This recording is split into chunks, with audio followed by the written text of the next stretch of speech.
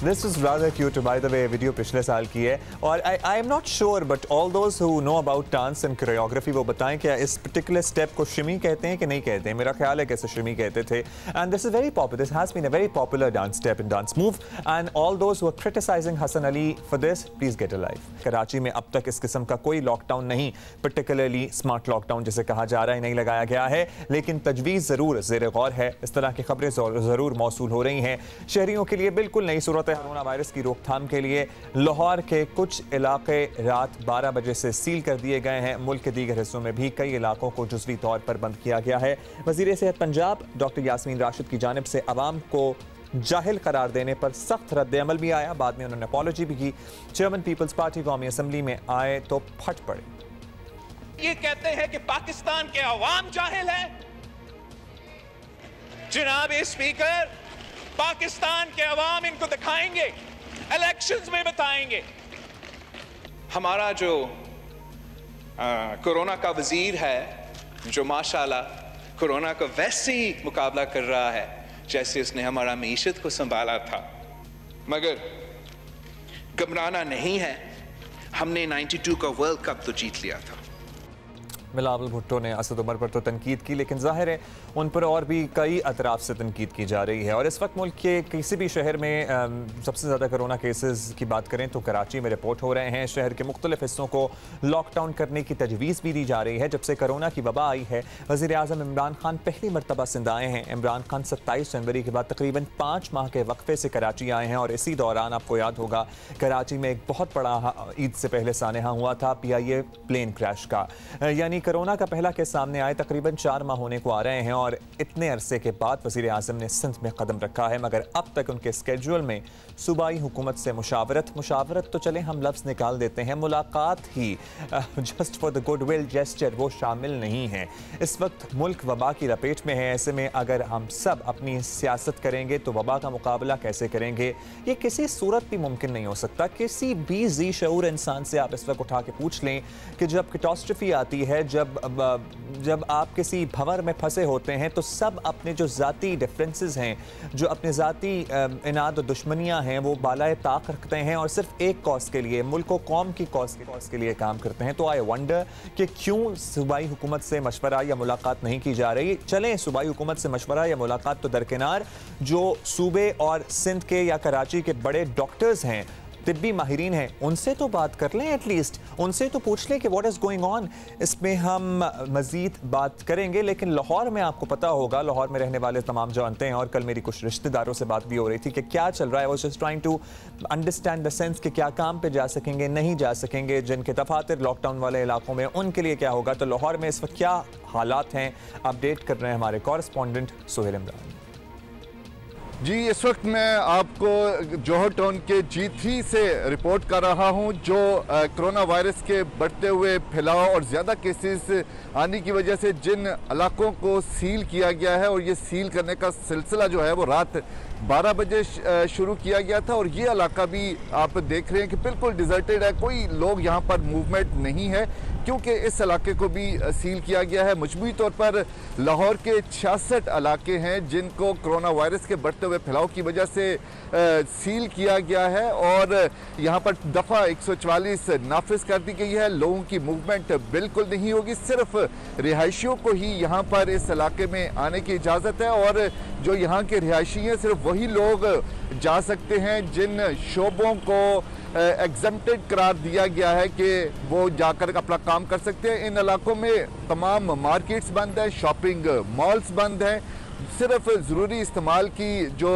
जहाँ से चीज़ें मिलती हैं, ग्रॉसरी स्टोर्स हैं, सब्ज़ी की दुकानें हैं, तनूर हैं, वो खुले रहेंगे सुबह 9 बजे से लेकर शाम 7 बजे तक। जबकि मेडिकल स्टोर्स जो हैं और जो तिब्बी सहूलतें पहुंचाने वाली जो चीज़ें हैं, जिसमें हॉस्पिटल शामिल हैं, क्लिनिक्स शामिल हैं, वो 24 घंटे यहाँ पर लोगों की सहूलत के लिए खुले रहेंगे। खारदार तारे लगाई गई हैं, कनाते लगाकर रास्ते बंद किए गए हैं ताकि जो जिन मकासद के लिए सील किया गया है इन इलाकों को, कि केसेस को रोका जा सके और जो केसेस हैं उन पर काबू पाया जा सके, उनको यकीनी बनाया जा सके। जी, दिस सीम्स क्वाइट सीरियस। बहुत शुक्रिया सुहेल इमरान, आपने हमें ज़रा अच्छे से समझा दिया कि क्या सूरत हाल उन इलाकों में जहाँ पर ये स्मार्ट लॉकडाउन करके इन्हें सील किया गया है ऑलमोस्ट। अब कराची और सिंध की बात करेंगे। सिंध हुकूमत के तर्जुमान मुर्तज़ा वहाब हमारे साथ मौजूद हैं। बहुत शुक्रिया मुर्तज़ा, आपने वक्त दिया। मुर्तज़ा, बताइएगा कि सिंध हुकूमत ने कोरोना के पहले केस के बाद ही लॉकडाउन करने का सोचा था और उस पर फिर अमल भी किया गया, फिर हमने देखा काफ़ी कंटेन्ड भी रहे केसेस। अब जब मुल्क के तमाम बड़े शहर स्मार्ट लॉकडाउन कर रहे हैं तो कराची में क्या ये तजवीज़ ज़ेर गौर है या आपको लग रहा है कि कंट्रोल में है सूरत हाल? सिचुएशन बिल्कुल कंट्रोल में नहीं आई है। सिचुएशन तो और ज़्यादा गंभीर होती जा रही है। लेकिन आप दूसरे सूबों की मिसाल इसलिए हमें नहीं दे सकते कि जब हम फैसला करते हैं तो फिर वफाकी हुकूमत भी नाराज़ होती है, सुप्रीम कोर्ट ऑफ पाकिस्तान भी हमारे फैसलों से नाराज़ होता है। तो हम वो तमाम जो फैसले हैं उनके ताबे हैं। हम समझते हैं कि एक नेशनल पॉलिसी बनने की ज़रूरत है और अगर फेडरल गवर्नमेंट इस तरह की कोई पॉलिसी बनाएगी जिसमें स्पेशली जो WHO ने रिकमेंडेशन दी हैं लॉकडाउन के हवाले से, हम उसको सपोर्ट करते हैं। हम समझते हैं कि उसको संजीदगी के साथ सारे पाकिस्तान को देखने की ज़रूरत है। और ये जो स्मार्ट लॉकडाउन की इस्तिलाह है कि फला गली बंद कर दो या फला मोहल्ला बंद कर दो, मैं समझता हूँ कराची जैसे शहर के लिए ये चीज़ करना will not be the best solution. हमें कराची भर के लिए स्ट्रेटजी बनानी होगी और मैं समझता हूँ वो वफाकी हुकूमत के इश्तराक के बगैर नहीं बन सकती। जब तक आप पाकिस्तान भर के लिए कोई स्ट्रेटजी नहीं बनाएंगे, जब तक वफाकी इदारों के लिए आप स्ट्रेटजी नहीं बनाएंगे, तब तक मैं समझता हूँ लॉकडाउन की इफेक्टिवनेस जो है वो कॉम्प्रोमाइज़ होती रहेगी। अच्छा मुंसा, वज़ीर आज़म बहुत महीनों बाद बिल आखिर सिंध आए हैं और इनके देखने और समझने को बहुत कुछ है। आप लोगों ने भी बहुत बातें ज़ाहिर करनी होंगी, तो क्या वज़ीर आला और काबीना से वज़ीर आज़म की मुलाकात का कोई इम्कान है? Do you have any information regarding this? जी, वज़ीर आज़म की बड़ी मेहरबानी कि उनको 3.5 माह के कोरोना वायरस की वबा के बाद सूबा सिंध आने का एहसास तो हुआ। बाकी तमाम सूबों के उन्होंने दौरे किए, लेकिन 3.5 माह बाद वो अब सूबा सिंध तशरीफ लाए। तो ये शो करता है कि परहैप्स प्राइम मिनिस्टर की या फेडरल गवर्नमेंट की प्रायोरिटी लिस्ट के अंदर सूबा सिंध की क्या वक़्त है। चले देर आए दुरुस्त आए, लेकिन मेरी जो अभी तक की इत्तलात हैं उसके तहत वज़ीर आज़म के शेड्यूल में कोई ऐसी मुलाकात उनकी वज़ीर आला सिंध के साथ या सिंध के हेल्थ डिपार्टमेंट के साथ नहीं है। ये शो करता है कि कोरोना वायरस के हवाले से अभी भी वज़ीर आज़म संजीदगी का मुजाहरा नहीं कर रहे। लॉकडाउन के हवाले से मैं समझता हूँ वो चीज़ों को कंसिडर नहीं कर रहे हैं और आज भी वज़ीर आज़म शायद मईशत को प्रायोरिटाइज कर रहे हैं इंसानी जान के मुकाबले। चलें, thank you for clarifying Murtaza. It was a little unbelievable for us as well कि हम समझ नहीं आ रहा था, यकीन भी नहीं आ रहा था कि शायद कोई भी मुलाकात नहीं होगी, बल्कि नहीं हो रही है अब तक तो। अच्छा जी, तहरीक इंसाफ के रहनुमा हलीमा आदिल शेख ने हमें ज्वाइन किया है, उनसे ज़रा बात करते हैं। शुक्रिया शेख साहब। शेख साहब, वज़ीर आज़म इतने अरसे बाद सिंध के दौरे पर आए हैं, उम्मीद है कि कोरोना से मुताल्लिक़ सिंध हुकूमत के साथ गलत फहमियाँ दूर भी होंगी। उम्मीद तो थी हमें इनफैक्ट, तो कुछ मुश्तरका पॉलिसी भी शायद सामने आ जाती, कुछ होता नज़र आएगा? मैं समझता हूँ कि दुनिया बहुत आगे निकल चुकी है। वज़ीर आज़म अरसे बाद आए, जल्दी आए, बदेर आए, वो इशू रहा नहीं है। हफ्ते में 2 दफ़ा NCOC की और NCC की मीटिंग्स होती हैं जिसमें तमाम सूबों के नुमाइंदगान बशमूल सूबा सिंध उसमें मौजूद होते हैं। इसका मतलब है कि तमाम सूरत जिसमें वज़ीर आला सिंध भी ऑन बोर्ड होते हैं, पूरी टीम से भी और वज़ीर आज़म साहब से भी। तो मैं नहीं समझता कि कोई कम्युनिकेशन गैप था या आज इस दौर में, पत्थरों के दौर में तो है नहीं कि खुद आएंगे ऊँट के ऊपर बैठ के यहाँ आके मसले पूछेंगे, दरबार लगाएंगे। अरे मैं समझता हूँ आज तक जब से 3 महीने हैं वो वेल अवेयर है, ऑन बोर्ड है, सिंध हुकूमत के साथ भी, इदारों के साथ भी, और मैं समझता हूँ कि कुछ छुपा हुआ नहीं है। तो पहले ही कम्युनिकेशन गैप कोई नहीं, और पहले भी जितनी बेहतरी है अल्हम्दुलिल्लाह सारे फैसले आज तक मुशावरत से ही हुए हैं। NCOC का लॉकडाउन का फैसला हो, लॉकडाउन खोलने का फैसला हो, जो भी फैसला हो, और सिंध के लिए क्या नहीं किया। वहाँ रहते हुए भी सिंध के अरबों रुपए सिंध के लोगों को दिए, लाखों लोगों को अरबों रुपए दे दिए, सिंध में सामान भिजवा दिए, सिंध में वेंटिलेटर भिजवा दिए, सिंध की बिजनेस कम्युनिटी के ख्याल में रखा, और जो 1200 अरब रुपए का पैकेज दिया उसके सबसे बड़े बेनिफिशरीज सिंध के हैं। मतलब शहर कराची की अगर बिजनेस कम्युनिटी है, तमाम लोग हैं, तो सबसे ज्यादा बेनिफिशरीज अगर जो 1200 अरब का पैकेज ओवरऑल दिया और जो 120 खानदानों को 144 अरब का पैकेज दिया था उसमें सबसे ज्यादा बेनिफिशरी शेख साहब, वो आपकी तमाम बातें शायद दुरुस्त हैं, लेकिन इस वक्त जब मुल्क किसी सानहे से नबर्द आजमा हो और लड़ रहे हों, पूरी कौम ही इससे अफेक्टेड हो, इसमें मैसेजिंग जो होती है वो बड़ी इंपॉर्टेंट होती है। तो ये मैसेज देना बड़ा इंपॉर्टेंट था कि हम सब सियासत नहीं कर रहे हैं, कोई भी सियासतदान सियासत नहीं कर रहा, हम सब सिर्फ आवाम, मुल्क और कौम की सलामती के लिए मिलकर एफर्ट्स कर रहे हैं। तो वो मुलाकात इसलिए इंपॉर्टेंट थी। खैर, पंजाब, खैबर पख्तूनख्वा में आपकी हुकूमतें हैं, बलोचिस्तान में आप हुकूमत में शामिल हैं, तो वहाँ कोरोना हॉटस्पॉट इलाके सील किए जा रहे हैं। ये काम जब कराची में हुआ था तो तहरीक इंसाफ ने खुलकर मुखालफत की थी इसकी, और अगर अब ये स्मार्ट लॉकडाउन की पॉलिसी सिंध में आती है तो would you guys support it? देखिए, जैसे गधे और घोड़े में फर्क होता है, दोनों के सींग भी होते हैं, दोनों की पूंछ भी होती है, तकरीबन साइज भी टोमिक भी सी होता है, लेकिन गधा गधा होता है, घोड़ा घोड़ा होता है। इसी तरीके स्मार्ट लॉकडाउन और नादिर शाही लॉकडाउन में बहुत बड़ा फर्क है। नादिर शाही लॉकडाउन जिसके हम खिलाफ थे वो क्या था कि एक ऑर्डर के तहत इसको भी बंद कर दो, उसको भी बंद कर दो। 15,000 लोगों पे एफआईआर करी थी, 15,000 लोगों को पाबंद सलासिल किया गया था और कोरोना लगवाया गया था, और बगैर कोई बेनिफिट दिए गए, बगैर कोई फैसिलिटेट किए गए, बगैर कोई राशन दिए गए, बगैर कोई एम्बुलेंस सर्विस या ओपीडी में जो मरीज भी उनके सर्विसेज दिए बगैर, बस हाँ बंद कर दो, बंद कर दो, बंद कर दो, बंद कर दो, बंद कर दो। गरीब आदमी से लेके मोहम्मद अली तब्बा जैसे लोगों तक को गिरफ्तार किया गया, हमाद पूना वाला को भी गिरफ्तार किया गया। हम उस लॉकडाउन के कल भी खिलाफ थे, आज भी खिलाफ होंगे, लेकिन वो लॉकडाउन जो के एक मखसूस एरियाज में लगे और लॉकडाउन में फंसे हुए लोगों को अगर ख्याल किया जाए, उनकी वेलफेयर की जाए, उनको राशन पहुंचाया जाए, उनका इलाज किया जाए, अगर मरीज उनके मौजूद हो उनको अस्पतालों तक पहुंचाया जाए, तो मैं समझता हूँ कि ऐसे लॉकडाउन तो कोई इतराज नहीं है। स्मार्ट लॉकडाउन और नादिर शाही लॉकडाउन में फर्क है। सिंध हुकूमत ने क्या किया था, बड़ा जी सब कुछ बंद कर दो, लेकिन ये नहीं सोचा था कि भूख भी है लोगों में, अफलास भी है, मरीज भी है, गरीब भी है, मजबूर भी है, उनका नहीं सोचा था उन्होंने। तो मैं समझता हूँ अगर बेहतर प्लानिंग के साथ लॉकडाउन करते हैं तो हम क्यों मुखालफत करेंगे। अब इनका पहले भी साथ दिया था और अब भी अच्छा शेख साहब, एक तो गधों और घोड़ों दोनों की सींग नहीं होते, और दूसरा ये कि शायद आपको याद होगा कि कराची में बाज़ यूसीज़ को बंद करने की जब बात हुई थी, नोटिफिकेशन भी मंजर आम पर आया था, तो बड़ी मुखालफत की थी गवर्नर साहब ने, फैसल वाटा साहब ने, कि हम देखते हैं कि कैसे कौन सी यूसी बंद की जाती है, और पाबंद सलासल का आपने लफ्ज़ इस्तेमाल किया। तो शायद अभी आपने देखा नहीं, लाहौर में खारदार तारे लगाकर वो तमाम इलाके सील किए गए हैं। यहाँ पे क्या जेलों में बंद थे, ये समझ नहीं आ रहा था लोग। एनी हाउ भी हाँ, वैसे फॉर इन्फॉर्मेशन हम देख भी लें कि पाबंद सलासल जो आप कह रहे हैं ना कि सिंध में लोगों को किया गया था, तो ये अभी स्मार्ट लॉकडाउन लाहौर के मनाजिर है। एनी हाउ शेख साहब, सिंध हुकूमत से नाराज तहरीक इंसाफ के लोग माजी करीब में गवर्नर राज की बात भी करते रहे हैं, वजीर आजम आए हैं, तो उस पर कोई बात हुई है क्या, और क्या वजीर आजम इस ऑप्शन के लिए सीरियस हैं? हमारी डिमांड है, अब वजीर आजम क्या सोचते हैं क्या नहीं सोचते हैं, हम उनकी बात नहीं कर रहे। पीटीआई सिंध की डिमांड है, क्योंकि हमारे पास मैंडेट है। हमने कहा था कि कुछ फाइनेंशियल इमरजेंसी लगाई जाए 149(4) के तहत, ताकि सही जगह सही फंड्स उस मसरफ पे खर्च हो सके। हमारा मतलब था अगर उसमें भी ना 235 के तहत फाइनेंशियल इमरजेंसी लगाई जाए, ताकि यहाँ सुबह सिंध में जो एनएससी अवार्ड के तहत अरबों रुपए आते हैं वो अवाम की भलाई के लिए खर्च हो सके। और अगर कुछ भी ना हो तो सिंध के लोगों को रिलीफ दिया जाए, खास गवर्नर राज ही क्यों ना लगाया जाए। ये डिमांड थी हमारी, और आज भी आखिरी ऑप्शन है गवर्नर राज।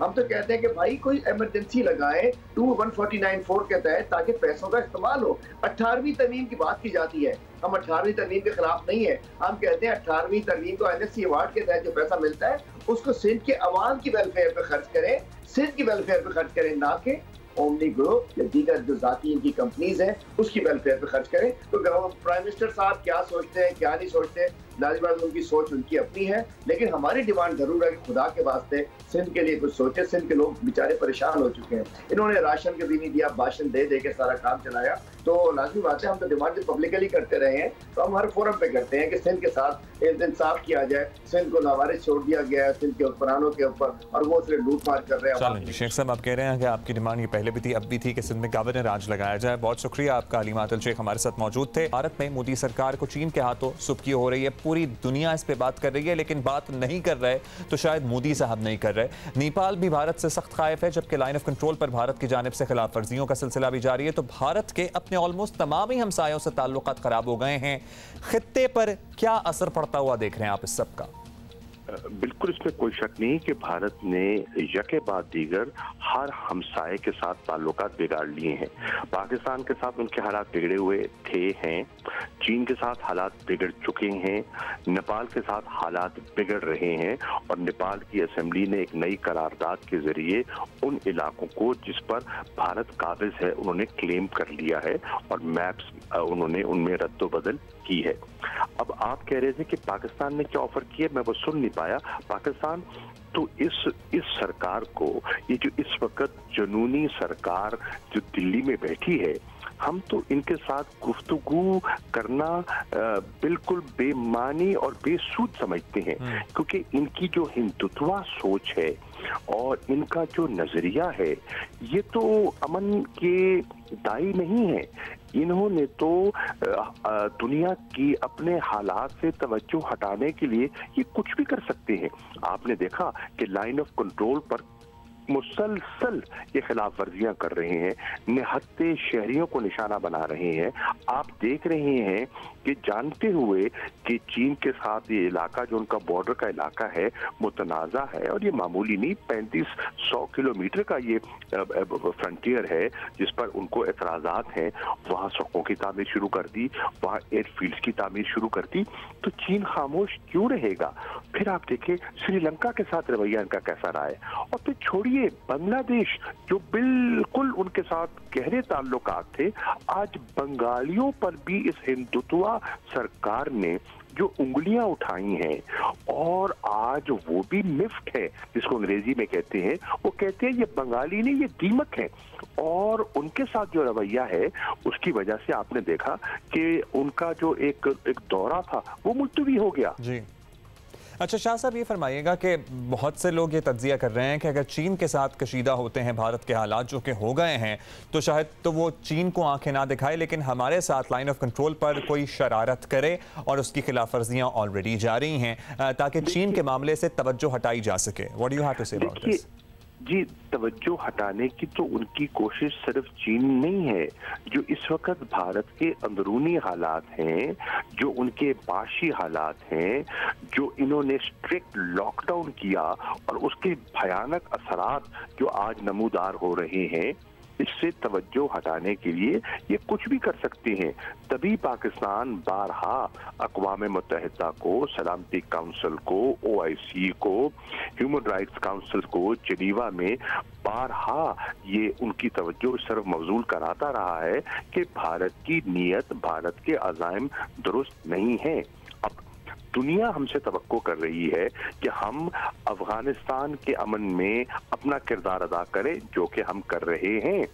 वहाँ अमन, इस्तेकाम, गुफ्तगू, डायलॉग के लिए हमारी कोशिशें हैं। हम दुनिया को कह रहे हैं, आप हमसे तवक्को करते हैं कि हम मगरबी सरहद पर ग्लोबल जो ऑब्जेक्टिव्स हैं उनको हासिल करने के लिए किरदार अदा करें, लेकिन जो ईस्टर्न बॉर्डर है हमारा, जो मशरकी सरहद है, वहाँ मुसलसल छेड़छाड़ हो रही है। तो हमें बताइए, या भारत को तंबीह करें, या हम अपनी मगरबी सरहद पे तवज्जो दें, या फिर हम वापस लौटें अपनी मशरकी सरहद पर तवज्जो दें। बैक वक्त दोनों तरफ से हम पर ये तवक्को करनी कि हमें दाएं से भी बाएं से भी दबाया जाए, ये हमारे लिए ये नाकाबिले बर्दाश्त है। बिल्कुल। अच्छा शाह साहब, ये बस फरमाइएगा कि इस रीसेंट डेवलपमेंट के बाद चीनी हुकाम या चीनी वजारत खारजा या चीन की तरफ से आपसे कोई राब्ता हुआ हो या आपका कोई राब्ता हुआ हो, किसी किस्म की बात हुई है कोई? जी, सूरत हाल इवॉल्व कर रही है। हमारी जो चीन के सफ़ीर हैं इस्लामाबाद में, उनसे कल फॉरेन सेक्रेटरी की एक नशिस्त हुई है और मज़ीद मालूमात जब उन्हें दस्तयाब होंगी वो हमसे शेयर करेंगे। चीन और पाकिस्तान में इस किस्म के रवाबित और हमारी अंडरस्टैंडिंग है, हम अपनी डेवलपमेंट्स एक दूसरे के साथ शेयर करते हैं। ठीक है, क्विकली ये बता दीजिएगा, ये जो सिफारती सतह का मामला है वहाँ भी भारत हमें खासा बौखलाया हुआ नजर आ रहा है। नई दिल्ली में इत्तलात के मुताबिक पाकिस्तानी सिफारतकारों को हिरासा भी किया गया, उसकी क्या डिटेल है? मोदी सरकार ऐसा लगता है बिल्कुल ही कन्फ्यूजन का शिकार है और उनकी तरफ से अभी तक एक लफ्ज़, पर्टिकुलरली नरेंद्र मोदी की तरफ से एक लफ्ज़ नहीं कहा गया है सूरत हाल पर। बिल्कुल आपने दुरुस्त कहा कि ये इनका मुसलसल सफारती आदाब की खिलाफ वर्जी वो कर रहे हैं। हमारे वहाँ जो ऑफिशियल्स हैं, हमारे जो डिप्लोमेट्स हैं, उनको हरासा किया जाता है। हत्ता कि जो हमारा यौम आज़ादी का रिसेप्शन डे है, वहाँ लोगों को बाहर खड़ा कर देते हैं कि कोई हमारे रिसेप्शन में शामिल ना हो। कभी हमने ऐसा किया है? भाई, आप हर साल अपना दिन मनाते हैं, आप रिसेप्शन देते हैं, लोग जाते हैं, पार्टिसिपेट करते हैं, पाकिस्तानी भी कहीं शामिल होते हैं। हमारा रिसेप्शन हो, हमारा हाई कमिश्नर वहाँ दावत दे और आप लोगों को मना करना शुरू कर दें, वहाँ आप सिक्योरिटी लगा दें, हमारे हाई कमीशन के रास्ते बंद कर दें, कि कहाँ होता है? ये सफारती आदाब की खिलाफ वर्जी है। ट्रू, बिल्कुल। बहुत शुक्रिया आपका। शाह महमूद कुरैशी हमारे साथ मौजूद थे। जो रीसेंट डेवलपमेंट है खत्ते में, पर्टिकुलरली भारत और चीन के दरमियान जो स्कफल हुई है, उसके बाद सूरत हाल क्या बनती नज़र आ रही है, इस पर हम बात कर रहे थे। बहुत शुक्रिया डॉक्टर समरीन। सबसे पहले तो डॉक्टर समरीन, हम लोगों को ये बताना चाह रहे हैं और थोड़ा सा टू बी वेरी ऑनेस्ट डराना चाह रहे हैं कि अस्पतालों में अब जगह नहीं है। आप अपने अस्पताल की सूरत हाल बताएं ताकि लोग ज़रा और एहतियात करें कि अगर उन्हें ज़रूरत पड़ेगी तो they might have no place to go. बिस्मिल्लाहिर्रहमानिर्रहीम। आप सही कह रहे हैं कि हॉस्पिटल्स पे इस वक्त बहुत प्रेशर है और बहुत ऐसे मरीज़ आ रहे हैं जिनको ऑक्सीजन की कमी है और उनकी बहुत बड़ी तादाद आ रही है। यानी ऐसे लोग जो कि जिनको अगर ऑक्सीजन टाइम पे नहीं मिली तो या तो उनकी वफ़ात हो सकती है या ये कि तबीयत बहुत ज़्यादा ख़राब हो सकती है। वो भर भर के हॉस्पिटल आ रहे हैं। हमारे अपने हॉस्पिटल का ये हाल है कि अभी पिछले ही हफ्ते मेरी ही ड्यूटी थी पूरे हफ्ते की कोविड की, तो उसके दौरान में हमने 28 बेड से 40 बेड किया ताकि हमारे इमरजेंसी के ऊपर जो प्रेशर है वो कम हो सके, क्योंकि इमरजेंसी में कोई 18 मरीज़ ऐसे थे जो ना कहीं जा पा रहे थे और ना एडमिट हो पा रहे थे। तो वो 2-3 दिन के अंदर ही पूरा भर गया और 40 बेड किया तो पूरा भर गया और इमरजेंसी फिर भी ऑफलोड नहीं हुई, वही चौक रही। और अभी भी जो है वो इमरजेंसी का वही हाल है। ठीक है, आज हम 74 बेड्स पे जा रहे हैं। ठीक है, इंक्रीज़ कर रहे हैं कैपेसिटी अपनी, और ताकि इमरजेंसी को अब से हम प्रेशर कम कर सकें, क्योंकि वो पूरा मरीज़ से भरी हुई है, एक बेड भी वहाँ पे खाली नहीं है कि मज़ीद मरीज़ लिए जा सकें। लेकिन मुझे जिस तरह से मरीज़ आ रहे हैं ऐसे लग रहा है कि जैसे कोई बंद टूट गया हो। तो मुझे ये पूरा यकीन है कि हम ये 70 हम मज़ीद मरीज़ भी उठा लेंगे तो तब भी हमारे 70 बेड भर जाएंगे और इमरजेंसी फिर भी भरी रहेगी। अच्छा, मोहम्मद हनीफ साहब ने हमसे, आपको समरीन शायद इदराक है कि हम लोगों के सवालात आपसे पूछते हैं, वो लोग क्योंकि अस्पताल ज़ाहिर है, और ये हम इनकरेज नहीं करते इस तरह टेलीफोन पे किसी को भी प्रिस्क्रिप्शन कोई देना, लेकिन सूरत हाल हंगामी है, इसलिए हंगामी इक़दाम ही सभी उठा रहे हैं। मोहम्मद हनीफ हमें पूछ रहे हैं कराची से कि 9 दिन हो गए हैं उनका टेस्ट पॉजिटिव आया था, लेकिन उनका बुखार जो है वो 9900 अभी तक चल रहा है। It's quite a long period of time. तो क्या इतने दिन ये बुखार चलता है डॉक्टर साहिबा? जी 14 दिन तक भी चल सकता है, कुछ लोगों में 21 दिन में भी 21 दिन तक पे भी देखा गया है। तो ऐसा नहीं है कि ये बुखार बस 2-3, कुछ लोग हैं जिनको 2-3 दिन में ख़त्म हो जाता है, कुछ लोग होते हैं जिनको बुखार होता ही नहीं है। ठीक है, और कुछ हैं जिनको बुखार लंबा चलता है। जिनको 9वें-10वें दिन तक बुखार चल रहा हो, अगर बुखार का आना अकेले कोई इतनी परेशानी की बात नहीं है, खाली पैनाडोल से आप ले सकते हैं और रेस्ट कर सकते हैं, फ्लूइड्स ले सकते हैं। ठीक है, आपको लेकिन वार्निंग साइंस के ऊपर नज़र रखनी चाहिए कि आपको कोई ऐसी अलामत तो नहीं डेवलप हो रही जिसके बाद आपको हतमन हॉस्पिटल आना ही है।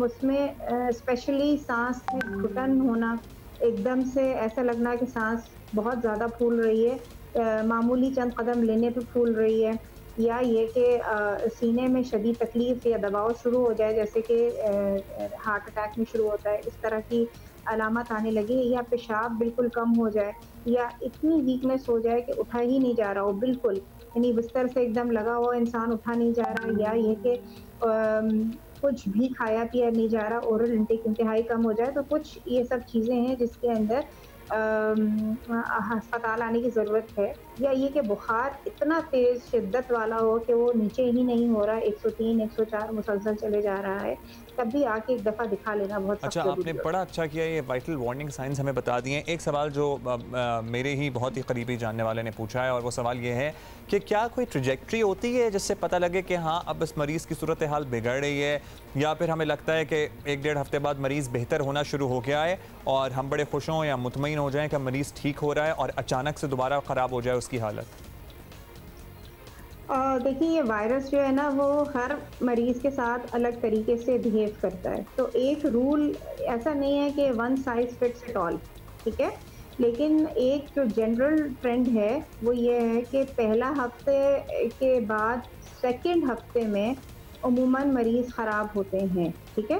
पहला हफ्ता जो है वो नज़ला, खांसी, गले में तकलीफ़ या सूंघने में प्रॉब्लम या जायका ना आना, ये सब शुरू होता है। दूसरे हफ्ते के अंदर जाके सांस में तकलीफ शुरू होती है। कुछ ऐसे लोग होते हैं जिनका बुखार उतर जाता है, उनको सिर्फ थकन होती है और एकदम से सांस शुरू होती है, ठीक है? तो ये अगर इन जनरल कहा जाए तो जो सेकेंड हफ्ता है वो ख़तरनाक है।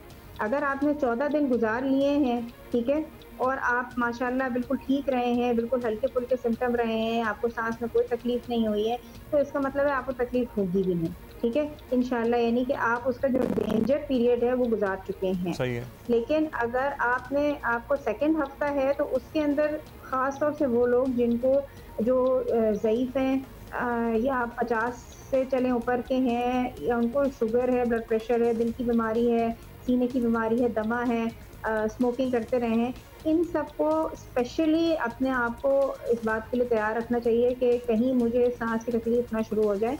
आसान तरीके ये हैं कि देखें, सांस का रेट हर कोई मॉनिटर कर सकता है। अगर पल्स ऑक्सीमीटर नहीं मिले तो किसी को भी जो है ना 1 मिनट के अंदर इंसान जब सांस लेता है तो उसका सीना और उसका चेस्ट और एब्डोमेन मूव करता है। ये देखना कोई मुश्किल काम नहीं है, ठीक है, हर कोई देख सकता है इसको कि 1 मिनट में कितनी दफ़ा चेस्ट राइज हो रहा है या तो कितनी दफ़ा डॉक्टर साहब आइडियल है और कितनी दफ़ा वार्निंग है?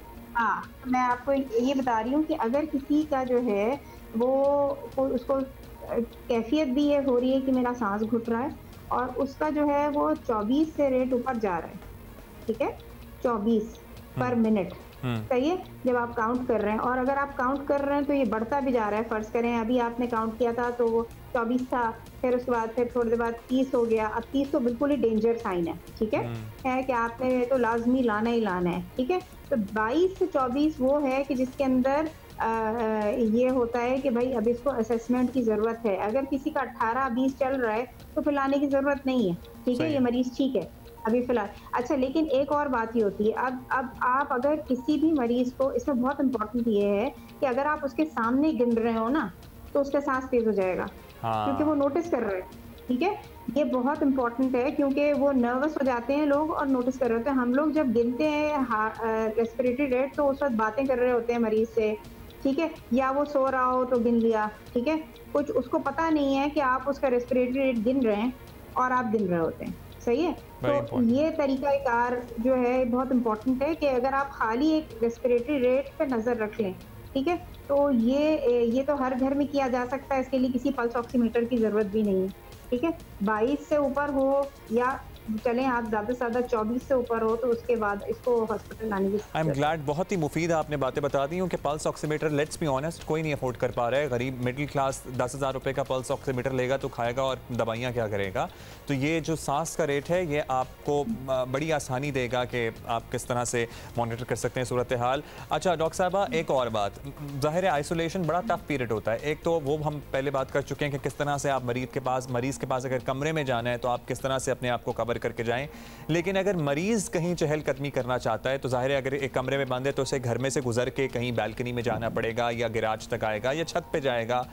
तो क्या मरीज़ प्रॉपर शावर लेके फ़ौरन उसे वो नहा के आए, ज़ाहिर है उसके पास जर्म्स वगैरह ना हो और वो खांसे और छींके नहीं, और मास्क पहन के घर के किसी हिस्से में अगर चहलकदमी कर ले तो इज़ इट सेफ?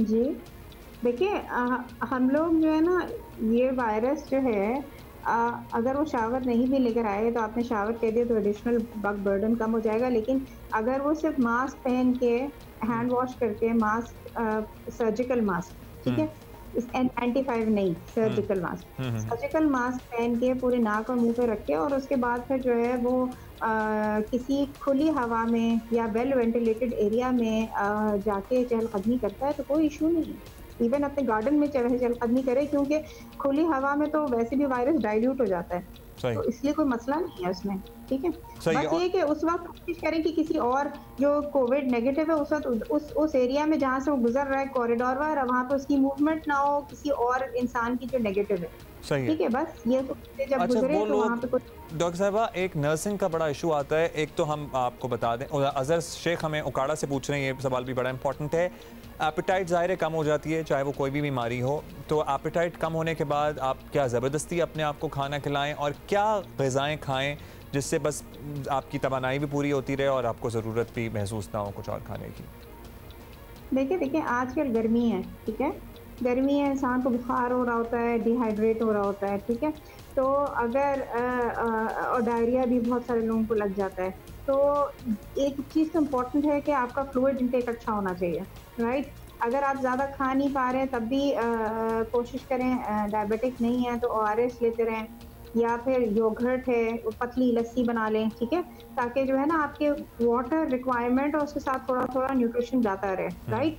फ्लूइड्स में मैं कहूँगी कि ज़्यादा आप जोर दें, क्योंकि वो फिर भी हजम हो जाते हैं और सिंपल फ्लूइड्स जो है ना, ठीक है, वो इंसान ले लेता है। अगर उसे खाना बाकी दिल नहीं भी चाह रहा, टॉलरेट नहीं हो रहा, तो they can take juices, they can take yoghurt, lassi, दूध, ठीक है, थिंग्स लाइक दैट, तो जो आपको थोड़ा न्यूट्रिशन प्रोवाइड करें और सिंपल डाइजेशन हो। फल वगैरह हैं जैसे केले हैं, ठीक है, तो एनीथिंग जो आप आसानी से हजम कर सकें और सिंपल हो वो आप लें, ठीक है। इसमें कोई ये नहीं है कि आप कोई ख़ास डाइट लेंगे तो आप बेहतर होंगे, सही है। उसूलन डाइट बैलेंस्ड होनी चाहिए और अच्छा घर का साफ पका हुआ खाना होना चाहिए, तो आप जो भी खाना चाहें खा सकते हैं। अच्छा, फरमानुल्लाह पेशावर से हमें पूछ रहे हैं डॉक्टर साहिबा कि मच्छर अगर किसी कोविड मुतासरा शख्स को काटे और वही मच्छर फिर किसी और को काटे तो क्या इस तरीके से भी कोविड फैलता है? नहीं, बिल्कुल नहीं फैलता। अच्छा, इस तरीके से नहीं फैलता। एक और हमें बताएं आप। मलेरिया और डेंगू फैलता है, इस तरीके से मलेरिया और डेंगू फैलता है। हम जरा हेल्थ वर्कर्स की बात करना चाहते हैं। आपने कहा पिछले पूरे हफ्ते आपकी कोविड में ड्यूटी थी, तो क्या इस वक्त हमारी अस्पतालों की सूरत हाल है? क्या 7 दिन अस्पतालों में कंसल्टेंट्स, डॉक्टर्स और मेडिकल ऑफिसर्स को रहना पड़ता है, या घर आते हैं तो घर में क्या आइसोलेट होते हैं, क्वारंटीन होते हैं? Because we really want to discuss उस दिन प्लेटफॉर्म वो तमाम खानदान, उन तमाम फैमिलीज़ को जिनके बच्चे डॉक्टर हैं, जिनकी बहनें डॉक्टर हैं, जिनकी बेगमात डॉक्टर हैं, जिनके वालिदैन में से कोई डॉक्टर है और वो ड्यूटी कर रहे हैं। देखिए, अगर आप ये पूछें तो मैं पिछले 3 महीने से इंटेंसिव कोविड कर रही हूँ, ठीक है, तो अब मैं कितने अरसे तक अपनी फैमिली से आइसोलेट रह सकती हूँ? It's not possible. क्या मैं अलग रहना शुरू कर दूँ? क्योंकि मेरी ड्यूटी तो ख़त्म होने वाली नहीं है, सही है। इसमें जो डॉक्टर्स हैं और पैरामेडिकल स्टाफ सारे रिस्क पे तो हैं, लेकिन एक चीज़ बहुत इंपॉर्टेंट है कि अगर हमारी पर्सनल प्रोटेक्टिव इक्विपमेंट अच्छी हो तो इंशाल्लाह हम बच सकते हैं और बचते भी हैं, ठीक है। पिछले 3 महीनों में मुझे एक दफ़ा भी कोई एक्सपोजर भी नहीं हुआ, ठीक है, और मुझे मतलब अल्लाह का शुक्र है कोई हाई रिस्क एक्सपोजर भी नहीं हुआ कि जिसके बाद मुझे कोई क्वारंटीन होने की ज़रूरत पड़ी हो या कुछ करने की ज़रूरत पड़ी हो। इट्स वेरी इंपॉर्टेंट कि एक ट्रेनिंग हो हेल्थ केयर वर्कर्स की, कि जिनको आइडिया हो कि उनको कैसे डॉनिंग करनी है, कैसे डॉकिंग करनी है, यानी कि कैसे पहनना है प्रोटेक्टिव इक्विपमेंट, कैसे उतारना है। उसी में वो गलतियां करते हैं जिसके बाद फिर इन्फेक्ट होते हैं, पहली चीज़। दूसरा ये कि अवेलेबिलिटी ऑफ पीपीई और गुड क्वालिटी पीपीई, ये एक बहुत लाजमी चीज़ है। अगर आपके पास प्रॉपर मास्क नहीं होंगे, ठीक है, उसकी सील नहीं बन रही होगी, वो ढीला ढाला मास्क है, ठीक है, और वो ऊपर से सील नहीं बना रहा है, हवा उसके अंदर से पास हो रही है, तो फिर ऑब्वियसली जो है वो जब काम कर रहे होंगे हेल्थ केयर वर्कर और उसके अंदर किसी मरीज़ को ट्यूब इंट्यूबेट कर रहे हैं, किसी को कुछ हो रहा है, मतलब सक्शन कर रहे हैं, तो उसके अंदर बहुत हाई रिस्क हो जाता है कि उनके अंदर वायरस चला जाए। तो एक अवेलेबिलिटी ऑफ पीपीई को इंश्योर कराना है गवर्नमेंट ने हर हॉस्पिटल में, ताकि ये जो इन्फेक्शन रेट है जो बढ़ता चला जा रहा है हॉस्पिटल्स में वो कम हो, ठीक है, infection rate health care workers का। दूसरा जो बहुत इंपॉर्टेंट है वो training of health care workers कि वो कैसे पीपीई पहने और कैसे उतारें। ये बड़ा इंपॉर्टेंट पॉइंट है। क्योंकि आई वंडर कि बहुत से लोगों को ये नहीं इदराक कि किस तरह से पीपीई पहनना है, पीपीई उतारना है। तो यूट्यूब पे लोग खुद ही अपने तय डॉक्टर्स, जो नौजवान डॉक्टर्स हैं, वो देख के कुछ कोशिश कर रहे हैं, लेकिन इसकी प्रॉपर ट्रेनिंग होनी चाहिए। अच्छा डॉक्टर साहिबा, एक तो वो लोग जो दीगर किसी मरज़ में मुब्तला हैं, क्या करें? आजकल अस्पताल जाते हुए डर भी रहे हैं। अनलेस एंड अनटिल इमरजेंसी अस्पताल जाने से क्या इज्तनाब बरतें? जी बिल्कुल। अगर कोई आपको ऐसा मसला नहीं है, सिर्फ आपको जैसे घुटने का दर्द है और वो दिखाने जाना है, तो इस तरह के चेकअप जो है ना, ये बिल्कुल गैर ज़रूरी चेकअप है। इस वक्त ये आप घर पे भी वो कर सकते हैं। अस्पताल सिर्फ ऐसी इमरजेंसीज पे जाना चाहिए जो कि घर पे डील नहीं हो पा रही, ठीक है? जैसे हार्ट अटैक हो गया है किसी को कोई फालिज हो गई है, कोई इस तरह की चीज़ हो गई है कि जो आप घर पे डील ही नहीं कर सकते, तो आप हॉस्पिटल जाएं। जो आपकी क्रॉनिक बीमारियां हैं, जैसे शुगर भी फ़र्ज़ करें ऊपर नीचे हो रही है, आप फ़ोन पे अपने डॉक्टर से रब्ता करें। और इस तरह की चीज़ें, ब्लड प्रेशर है, फ़र्ज़ करें दवाई ऊपर आपके ऊपर ब्लड प्रेशर ऊपर नीचे हुआ, आप फ़ोन पर रब्ता करके और अपनी दवाएं उसके हिसाब से एडजस्ट करें। अच्छा, असफर जाफरी ने हमें पूछा डॉक्टर साहिबा, और इस पे हम ऑलरेडी पहले भी अपने एक्सटेंसिव बात कर चुके हैं हम गुज़श्ता सेशंस में। सना मक्की नहीं इस्तेमाल करनी है, हम बारहा लोगों को ये कह चुके हैं। तो आपके असफर जाफरी ने दोबारा से पूछा है देसी टोटकों का, पर्टिकुलरली कि देसी टोटके क्या किसी से पूछ के इस्तेमाल करें? ये जो व्हाट्सएप और फेसबुक पे चल रही हैं चीज़ें, इस्तेमाल करनी चाहिए, नहीं करनी चाहिए? और आप अपने एक्सपीरियंस से बताएं, आपको कोई ऐसा केस नज़र आया जिससे देसी टोटके की वजह से सूरत हाल और बिगड़ गई हो? जी, मैंने 2-3 पेशेंट ऐसे देखे हैं जो सना मक्खी की वजह से शदीद डिहाइड्रेशन के साथ आए हैं, क्योंकि सना मक्खी जो है वो आपको डायरिया बढ़ा देती है। पहले इसमें डायरिया हो रहा होता है और बुखार हो रहा होता है, ठीक है? तो अब वो डायरिया बढ़ा दी, तो वो पानी की कमी के साथ शदीद आ गए हैं और उसके बाद उनके कुछ थोड़ा सा गुर्दों पे भी असर हो गया, ठीक है? तो ये तो मैं अपनी आंखों के सामने देख चुकी हूँ। दूसरा चीज़ ये है कि एक चीज़ मैं इस प्लेटफॉर्म से बहुत इंपॉर्टेंट मैसेज देना चाहती हूँ कि देखिए, सोशल मीडिया जो है उसके ऊपर आपको रिलाई करना वो बेवकूफ़ी है। आपको बगैर रेफरेंस के कोई चीज़ आप रिलाई नहीं कर सकते किसी भी चीज़ पे। हम भी एविडेंस बेस्ड मेडिसिन करते हैं, हमें भी वरना यही करना चाहिए कि दवाइयों के बजाय कलौंजी और सना मक्खी और यही सब आप लोगों को देना शुरू कर दें, ठीक है? कि अगर ये इतनी इफेक्टिव है तो हमें भी हॉस्पिटल्स में यही देना चाहिए।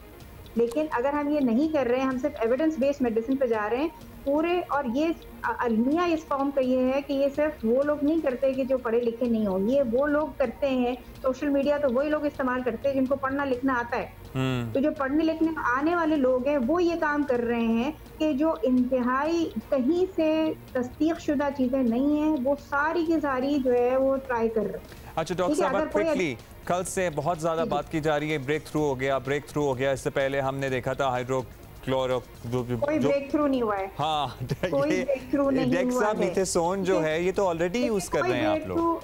देखिए, कोई ब्रेक थ्रू नहीं हुआ है। मार्च से हम लोग मिथाइल प्रेडनिसोलोन यूज कर रहे हैं खास मरीजों के लिए, ठीक है? मिथाइल प्रेडनिसोलोन डेक्सामेथासोन की बहन है, सही है? डेक्सामेथासोन हो गया, मिथाइल प्रेडनिसोलोन हो गया, डेल्टा कॉर्टिल हो गया, ये सारी चीजें एक के ऊपर कहना। हेलो जी आवाज आ गई। हेलो, आप लोग आ गए? हाँ, मैं कह रही थी किसी एक दवाई के ऊपर कहना कि ये बस काम कर रही है, ठीक है, ये गलत है, ठीक है? और अभी ये आई है, कल को फर्ज करें कि उन्होंने कहना शुरू कर दिया कि जो डुफलाक है, जो कब्ज कुशा दवाई है, ठीक है, तो वो ब्रेक थ्रू है, तो क्या हम मान लेंगे ऐसे ही? ठीक है। दूसरी बात ये, इससे पहले हाइड्रोक्सीक्लोरोक्विन की भी बात हो रही थी और पता नहीं क्या क्या बात हो रही थी। ठीक है, हर चीज की बात हो रही है। और दूसरी बात ये कि जो बातें हो रही हैं उसके बाद फिर उसका प्राइस बढ़ जाता है, उसके बाद लोग उसको फजूल में खाना शुरू करते हैं बगैर सोचे समझे। तो ये ऑलरेडी डॉक्टर्स जो हैं जो इनको जरूरत है इस्तेमाल कर रहे हैं, कोई ब्रेक थ्रू, कोई नई दवा नहीं है। ये ट्रीटमेंट में क्विकली हमसे पूछा है एक कॉलर ने। एक और चीज मैं एक सेकंड ये मैं एक मैसेज देना चाह रही हूँ, प्लीज खुद से डेक्सामेथासोन की गोलियां खाना मत शुरू करिएगा।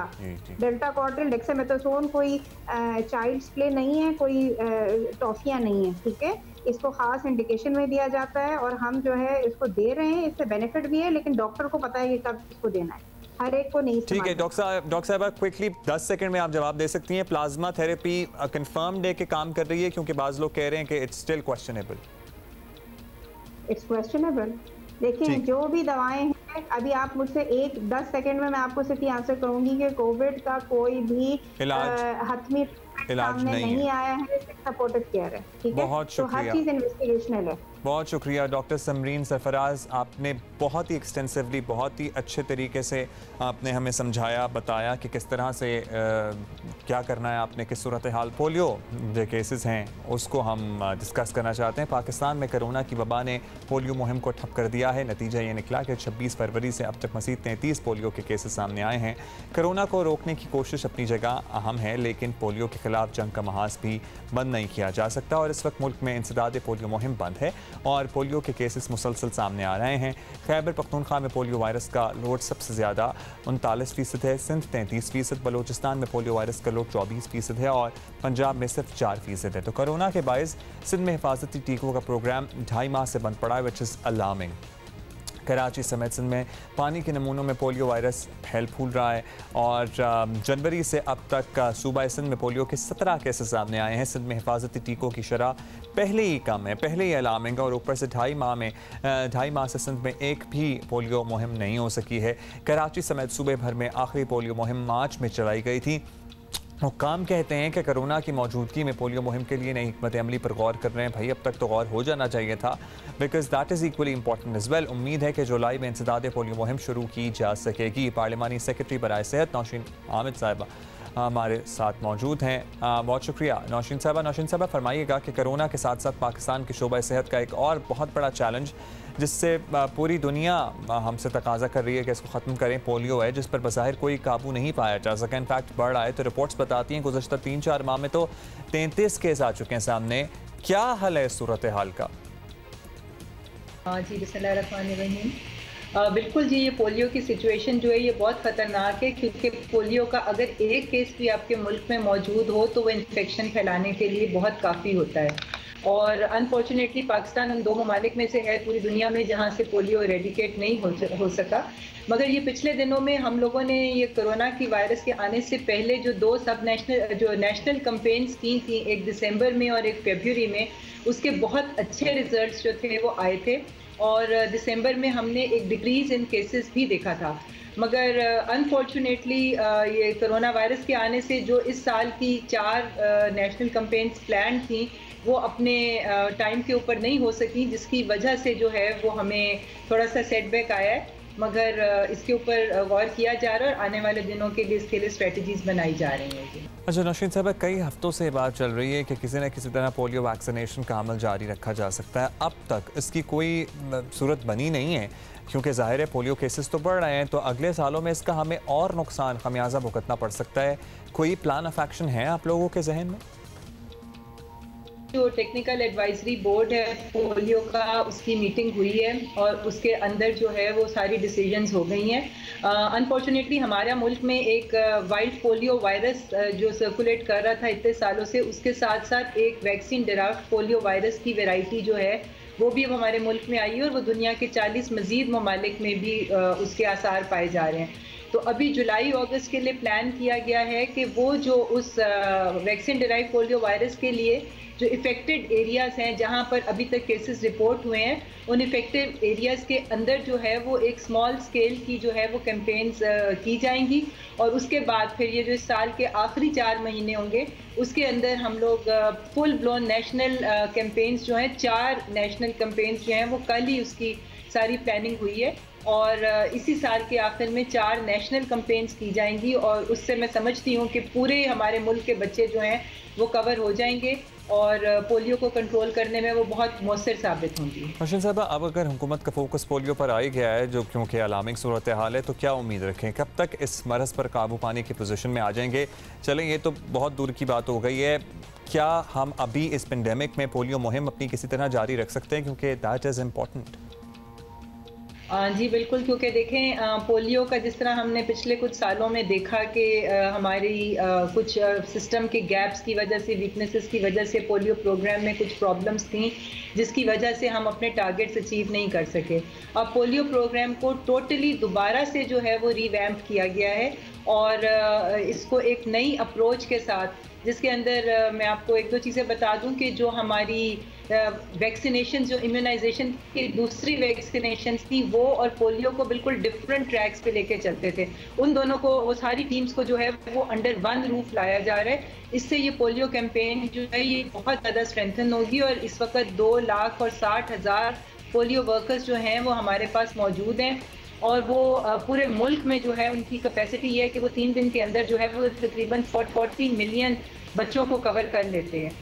Alright ji, great plans, let's see कि किस तरह से इम्प्लीमेंट किया जाता है। अच्छा, एक इंटरेस्टिंग बात हमने आपसे शेयर करनी है। गुज़श्ता रोज़ बताया था आपको प्रोग्राम में कैथी सेलिवन के बारे में, जिन्होंने खला में जाने वाली पहली खातून होने का एजाज़ हासिल किया। साथ ही वो समुंदर में गहराई में 11 किलोमीटर तक उन्होंने सफ़र तय किया और दुनिया की 8वीं शख्सियत इस तरह बनी और पहली खातून होने का एजाज़ भी इस तरह से उन्होंने नाम किया अपने कि समंदर में डाउन डीप द वाटर वो 11 किलोमीटर तक गई। और आज हम आपको मिलवाएंगे अमरीकी खातून वेनेसा ओब्रायन से, पाकिस्तान के लिए खैर सगाली सफ़ीर अमरीकी खातून है वेनेसा।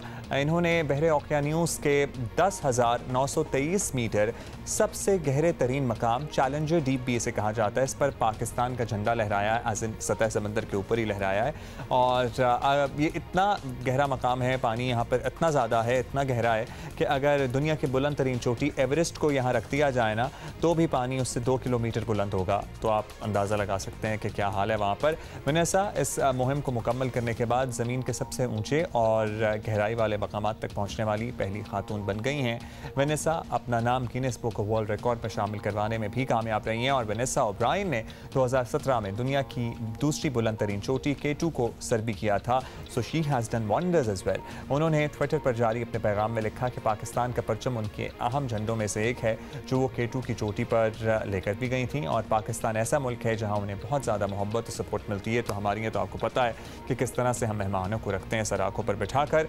अच्छा जी, अभी दैट इज़ इट और इंशाल्लाह we are going to see you tomorrow. और आपने अपना ख्याल रखना है, हाथ बार बार धोने, आँखों को छूने से, मुंह को हाथ लगाने से गुरेज करना है, मास्क पहनना ना भूलें, मास्क नहीं है रुमाल बांध लें, बस अपना ख्याल रखें। See you tomorrow, have a great day.